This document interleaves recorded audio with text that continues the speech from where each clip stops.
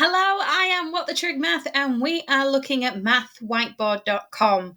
We're going to take a look at how we can import a PDF and build an activity with answers already for the learners, and they can click to reveal so they have a go at the work first. So let's take a look. So here we are at mathwhiteboard.com. I'm going to do that cool thing again where I bring in a PDF. So just from my downloads, I'm going to go into here and I'm going to drag in the translations PDF that I've got. This is a exam style booklet of Corbett Maths questions that I've got as a PDF, and I'm just going to import that.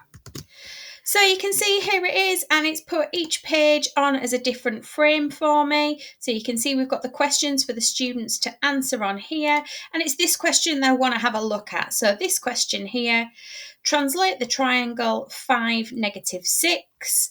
So we've got the triangle here. What we can do is we can add some text and we can draw that in. And I'm just going to put in what the coordinates would be of the correct shape once it's been translated by that vector. So coordinates should be that. And what I'm going to do here is this little down arrow, and I'm going to put click to reveal.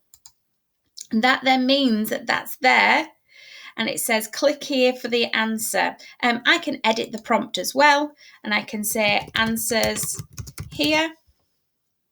So it's personal to my students how I would say it. So as they go through, they can then begin to do the translation of this shape.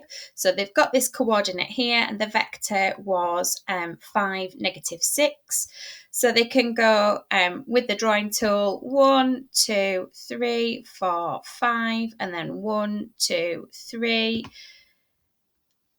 4, 5, 6. So that's going to be the coordinate there for them. Then they can click to reveal and check that those are the correct coordinates for them, and they can reset it as well. So another really cool, fantastic feature all in mathwhiteboard.com.